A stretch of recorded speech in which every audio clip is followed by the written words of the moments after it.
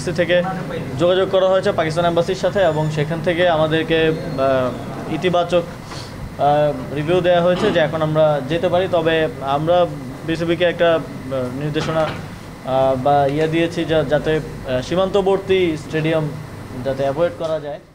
সম্প্রতি পাক ভারত যুদ্ধ ইস্যু অস্থিরতা ছড়িয়েছে ক্রিকেট মাঠেও। এমন পরিস্থিতিতে পাকিস্তান সফরে নিরাপত্তা ইস্যু নিয়ে ছিল প্রশ্ন। যুব ও ক্রীড়া উপদেষ্টা আসিফ মাহমুদ সজীব ভুইয়ার কণ্ঠে তাই সিরিজটি সীমান্তবর্তী শহর এড়িয়ে চলার পরামর্শ। আপনারা জানেন এখানে চলতি বছর বিসিবি নির্বাচন, সংস্থাটির গঠনতন্ত্র সংশোধন করে নির্বাচন প্রক্রিয়ায় এগোতে চান এই উপদেষ্টা। অবশ্যই আমরা কনস্টিটিউশনাল রিফর্মটাকেই গুরুত্ব দিব এবং তারপরে ইলেকশনের দিকে যাব।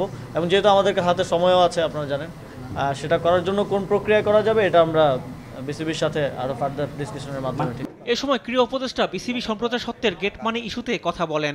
এটা আমরা কথা বলছি, এটা দীর্ঘদিনের প্র্যাকটিস হয়ে গেছে যে নিয়ম না মানা, এবং নতুন করে যখন আবার সেগুলো রিইনস্টেট করতে যাওয়া হয় তখন একটু অভ্যস্ততার কারণেই আমার মনে হয় যে একটু গড়িমসি বা এই বিষয়গুলো থাকে।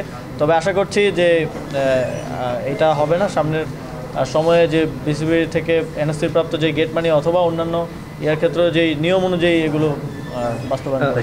ক্রীড়া উপদেষ্টা জানান, বিভিন্ন ক্রীড়া ফেডারেশনের যে সার্চ কমিটি ও অ্যাডহক কমিটি গঠন করা হয়েছে সেই তালিকা তাড়াতাড়ি প্রকাশ করা হবে। আমরা পলিসি ওইভাবে তৈরি করব।